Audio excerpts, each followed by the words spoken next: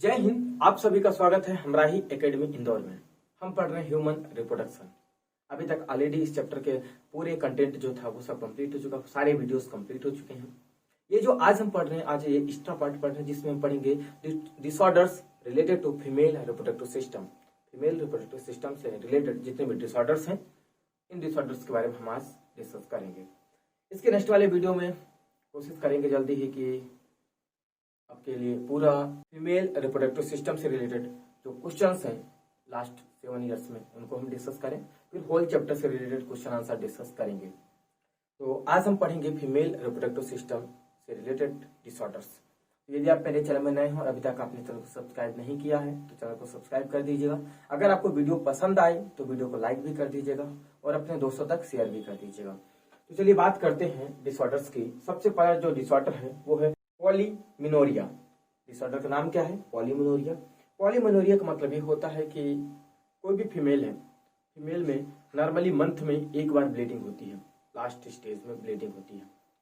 But अगर यही cycle, जो मेंसेस वाली जो पीरियड की साइकिल होती है, अगर ये इस तरीके से डिस्टर्ब हो जाए कि बीच में कभी भी ब्लीडिंग चालू हो जाए, मतलब जो लास्ट डेज में 5 से 7 डेज में जो ब्लीडिंग होनी चाहिए वो ब्लीडिंग कभी भी मंथ के बीच में ब्लीडिंग चालू हो जाती है और थोड़ा थोड़ा करके ब्लीडिंग होती रहती है, तो ओवरऑल एक टाइम पे नहीं होती है। तो फ्रिक्वेंटली अगर ब्लीडिंग होती है या फिर जो ब्लीडिंग की जो फ्रिक्वेंसी है बढ़ जाती है, तो उस डिसीज को हम क्या बोलते हैं? पॉलीमिनोरिया के नाम से जानते हैं। वहीं पे चलो इसको डिस्कस कर लेते हैं। पहले फ्रिक्वेंसी ऑफ, एक minute, frequency of menstruation increases, that is number of bleeding phase increases in one menstrual cycle, that is in 28 days में। ठीक है। दूसरी है एमेनोरिया। एमेनोरिया क्या है? मेनोरिया का मतलब जनरली ब्लीडिंग से रिलेटेड शब्द होता है। तो एमेनोरिया का मतलब की है जो मेंस्ट्रुअल साइकिल है या जो ब्लीडिंग फेज है वो ब्लीडिंग फेज का अब्सेंट हो जाना, कुछ समय के लिए अब्सेंट हो जाना। जैसे किसी किसी फीमेल में 1 महीने या 2 महीने के लिए पीरियड की साइकिल अब्सेंट हो जाती है, मिस हो जाती है, तो उस प्रोसेस को उस बीमारी को हम क्या बोलते हैं? एमेनोरिया के नाम से जानते हैं। अब्सेंस ऑफ मेंस्ट्रुएशन, क्या बोला जाता है इसको? अब्सेंस ऑफ मेंस्ट्रुएशन बोला जाता है। ये जो अब्सेंस ऑफ मेंस्ट्रुएशन, ऐसा नहीं कि हमेशा कभी आएगा ही नहीं, ऐसा नहीं है। किसी किसी फीमेल में 2-2, 3-3 महीने के लिए क्या हो जाता है? गैप होने लगता है बाई चांस, है ना। जो नॉर्मली उनको ब्लीडिंग होनी चाहिए वो नहीं होती है, तो उस फेज को हम क्या बोलते हैं, या उस डिसऑर्डर्स को हम क्या बोलते हैं? एमेनोरिया के नाम से जानते हैं। नेक्स्ट एक और है बेटा फिर मिनोरिया। मिनोरिया का मतलब होता है एक्सेसिव ब्लीडिंग। नॉर्मली एक फीमेल में 40 से लेकर के 50 ml के आसपास ब्लीडिंग होती है, हमने अपने कंटेंट में डिस्कस किया था। बट अगर वही ब्लीडिंग 40 ml से लेकर के जो 50 ml होना चाहिए, अब वो 50 से 60 ml हो जाए, तो मतलब ब्लीडिंग एक्सेसिव हो रही है, ज्यादा 10 ml से लगभग ज्यादा ब्लीडिंग हो रही है। तो उस कंडीशन में जो बीमारी होती है, वो डिसऑर्डर होती है, उस डिसऑर्डर को हम मिनोरिया के नाम से जानते हैं। ठीक है। ये क्या होता है? Excessive menstruation, that is 50 to 60 ml के आसपास ब्लीडिंग होती है एट 1 टाइम्स में। ठीक है। 1 टाइम से बोले तो 1 मेंस्ट्रुअल फेज में। ठीक है। टोटल मेंस्ट्रुअल फेज में जो 4 से 5 दिन का होता है, उस फेज में इतने ब्लीडिंग होना, मतलब ये एक्सेसिव ब्लीडिंग होती है। ठीक है। नेक्स्ट है बेटा डिसमेनोरिया। डिसमेनोरिया एक ऐसा डिसऑर्डर होता है जिसमें इंटेंस पेन होता है ड्यूरिंग मेंस्ट्रुएशन। एक ऐसी बीमारी है, नॉर्मली देखो किसी भी फीमेल में जब भी मेंस्ट्रुएशन होता है तो पेन होना आम बात है। पेन होता है क्योंकि एंडोमेट्रियम ब्रेक डाउन होकर के बाहर निकलती है, तो यूट्रस में पेन होता है।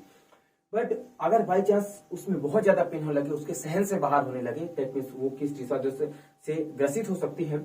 डिसमेनोरिया नाम के डिसऑर्डर से वो ग्रसित हो सकती है, डिसीज से ग्रसित हो सकती है। इस तरीके से जितने भी डिसऑर्डर्स हैं इनको लेकर के एक अच्छे जो गायनोकोलॉजिस्ट हैं उनको बताना पड़े, उनको दिखाना चाहिए। फीमेल बॉडी को, जिस भी फीमेल को है इस तरह के प्रॉब्लम्स, उनको डिस्कस करें, डॉक्टर से डिस्कस करना चाहिए। ठीक है। अंदर ही अंदर इन सब चीजों को, बीमारी को फेस करने से कुछ भी नहीं होने वाला है, किसी को भी कोई कुछ भी मतलब हासिल नहीं होने वाला है। अल्टीमेटली वो धीरे धीरे अपनी बॉडी को खत्म करेगी। इसलिए मैं बोल रहा हूँ जितने भी प्रॉब्लम्स हैं, चाहे वो मेल डॉक्टर हो या फिर फीमेल डॉक्टर हो, आपको उनसे जाकर के अच्छे तरीके, जो भी गायनोकोलॉजिस्ट हैं उनको आप इस तरीके से, या फीमेल फिजिशियन जो होते हैं, वो फीमेल फिजिशियन से जाकर के आप अच्छे तरीके से इन सब चीजों के बारे में डिस्कस कर सकते हैं। नेक्स्ट पॉइंट है ब्रेस्ट कैंसर। ये ब्रेस्ट कैंसर जनरली जो क्या बोलते हैं 30 से एबव वाली जो एज होती है उस एज में ज्यादा होता है। उससे पहले वाली जो एज होती है या जो बच्चों वाली एज होती है उनमें नॉर्मली नहीं पाया जाता। ठीक है। क्योंकि ब्रेस्ट का जो डेवलपमेंट होता है जनरली 12 या 13 साल से स्टार्ट होता है किसी भी फीमेल चाइल्ड में।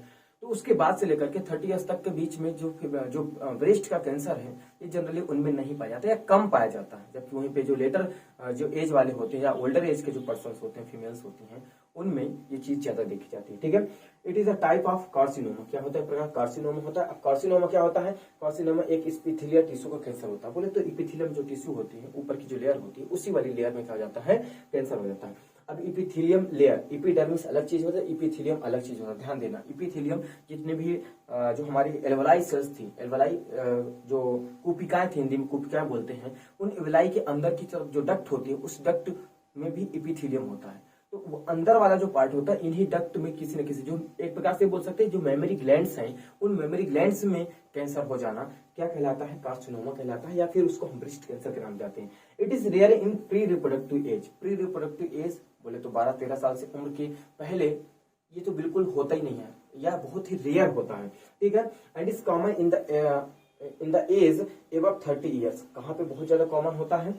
जो 30 ईयर्स के एबव वाला जो एज होती है उसमें बहुत ज्यादा कॉमन होता है। हालांकि ये इसके बीच में भी हो सकता है, ऐसा नहीं है बिल्कुल भी कि नहीं हो सकता। प्री रिप्रोडक्टिव फेज बोले तो बचपन से लेकर के 12-13 साल की उम्र में उसमें भी होने को संभावना है, और 12-13 साल से लेकर के 30 ईयर्स तक में उसमें भी होने की संभावना है। बट एज कम्पेयर टू 30 से एबव वाले जो एज है, उनसे यहाँ पे बहुत कम संभावनाएं होती हैं। ठीक है, एंड अफेक्ट वन और बोथ द ब्रेस्ट। और ये जो कैंसर है ये एक ब्रेस्ट में भी हो सकता है और दो के दोनों ब्रेस्ट में भी हो सकता है, या एक मेमोरी ग्लैंड में हो सकता है, दो के दोनों मेमोरी ग्लैंड में भी हो सकता है। तो आशा करता हूं आपके सामने जो 5 डिसीज मैंने रखी है सब आपको समझ में आई होंगी। 2 डिसीज और हैं, उनके बारे में भी डिस्कस करते हैं। है सर्वाइकल कैंसर। नेक्स्ट हमारा क्या? Cervical cancer. अभी हमने ब्रेस्ट कैंसर के बारे में बात किया, अब नेक्स्ट हमारा सर्वाइकल कैंसर। ये जो कैंसर होता है ये मेलिग्नेंट टाइप का होता है, बट ये जो मेलिग्नेंट कैंसर होता है बहुत तेजी के साथ ग्रो करता है। बट इसकी थोड़ी सी विशेषता ये होती है कि स्लोली ग्रोइंग होता है। कैसे होता है? ये स्लोली ग्रोइंग होता है, धीरे धीरे ग्रो करता है, और ये आसपास के जो एडजेसेंट टिश्यू होते हैं उनको अफेक्ट करता है, धीरे धीरे अफेक्ट करता जाता, फैलता जाता, फैलता जाता। मेलिग्नेंट का मतलब यह है कि अभी जो कैंसर एक लोकेशन पे हो, कुछ समय बाद दूसरी लोकेशन में भी फैल सकता है, बट चूंकि ये स्लोली ग्रोइंग होता है तो इसके फैलने के चांसेस कम होते हैं। ठीक है, तो ये सर्वाइकल कैंसर होता है। सर्वाइकल समझते हैं जो यूट्रस का जो नेरुअर पार्ट होता है, ठीक है, या जिसको हम हिंदी में ग्रीवा बोलते हैं, उस वाले पार्ट में ये इसके होने की संभावना ज्यादा होती है। ये इन्फेक्शन बेस्ड होता है, अगर धीरे धीरे इन्फेक्शन बढ़ता गया तो उस कंडीशन में सर्वाइकल कैंसर के चांसेस ज्यादा बढ़ जाते हैं। ठीक है, एंड इनवाइड इन्फेक्टेड एडजेसेंट, मतलब इन्वाइड कर सकते बोले फैल सकता है, या फिर इन्फेक्ट कर सकता है आसपास के जो टिश्यू है या जो सेल्स है उनको इन्फेक्ट कर देता है। नेक्स्ट है बेटा ओवेरियन सिस्ट। ओवरी के अंदर सिस्ट बन जाना। अब सिस्ट क्या होती है? बोले कुछ नहीं है, बस इस तरीके से एक मतलब थैली है या पुटी है, हिंदी में इसको पुटी बोलते हैं। बट ये जो होती है फाइब्रस सिस्ट होती है। कैसी होती है? ध्यान से सुनना, फाइब्रस सिस्ट होती है। बोले तो इसमें रेशेदार ऐसे ऐसे फाइब्रस सिस्ट होती है, पूरी फाइबर से बनी होती है, और इसके अंदर क्या भरा होता है? इसके अंदर भरा होता है फ्लूइड। क्या भरा होता है इसके अंदर? फ्लूइड भरा होता है। ठीक है, तो ये बहुत दर्दनाक होती है, खतरनाक स्थिति होती है, इसलिए ये भी अपने आप में एक बहुत बड़ा डिसऑर्डर है। ठीक है, ऑपरेशन करके इसको भी बाहर निकालने की संभावना की होती है और की जाती है जनरली। तो fibrous cyst of variable size and shape. Variable size का हो सकता है, छोटा बड़ा सब हर एक साइज का हो सकता है। शेप भी इसका कुछ भी हो सकता है, ओवल शेप हो सकता है, राउंडेड शेप हो सकता है, इलोंगेटेड शेप हो सकता है, हर प्रकार के शेप का हो सकता है। Filled with fluid develop in one और बोथ ओवरी। या तो ये एक ओवरी में हो सकता है डेवलप कर जाए, या तो दो के दोनों ओवरी में डेवलप कर जाए। अच्छा, इसके डेवलपमेंट होने की वजह से क्या होता है? ओवेरियन का जो फंक्शन होता है, ओवरी का जो फंक्शन है वो पूरी तरीके से डिस्टर्ब हो जाएगा। ओवेरियन हार्मोन्स है वो भी डिस्टर्ब हो जाएंगे, क्योंकि उसके अंदर क्या बन चुकी है? जो सिस्ट बन चुकी है, और जिसको फाइब्रस सिस्ट के नाम से जानते हैं, जिसकी वजह से ना तो अब एफएसएच सही तरीके से एक्ट करेगा, और एफएसएच एक्ट भी करेगा तो फॉलिकुलोजेनेसिस होने के लिए ना तो इतनी जगह है और ना वो पूरी तरीके से कंप्लीट हो पाएगी। तो ये एक बहुत गंभीर प्रॉब्लम है फीमेल के लिए। तो इस तरीके से जितने भी डिसऑर्डर्स थे मैंने उन डिसऑर्डर को आपके सामने रखा। ये फीमेल रिप्रोडक्टिव सिस्टम से रिलेटेड डिसऑर्डर्स थे। ठीक है, बाकी और भी जितने भी डिसऑर्डर्स हैं उनको तो अभी नेक्स्ट वाले चैप्टर में हमें डिस्कस करना ही है, तो वहां पे हम डिस्कस करेंगे।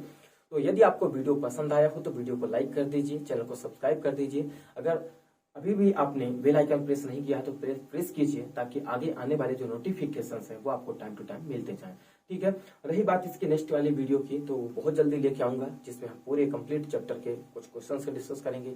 फीमेल रिप्रोडक्टिव सिस्टम से रिलेटेड जो भी आए हुए पिछले सालों में क्वेश्चन है उनको डिस्कस करेंगे, और भी वेरी इंपॉर्टेंट क्वेश्चन डिस्कस करेंगे, ताकि इस साल जो नेट के एग्जाम में आने वाली जो क्वेश्चन की संभावना है वो हमसे कोई छूटे ना, हमसे सब करके बैठे उनको, ठीक है। तो बहुत ही जल्दी लेके आऊंगा, क्योंकि प्रॉब्लम ये है कि अभी मेरा जो डेस्कटॉप है या कंप्यूटर है वो थोड़ा सा खराब हो चुका है, तो मैंने कंप्लेन कर दी है, शायद कल या परसों में बन जाएगा। तो जितना जल्दी बन जाएगा मैं आपके सामने ला करके क्वेश्चन पेश हो जाऊंगा, ठीक है।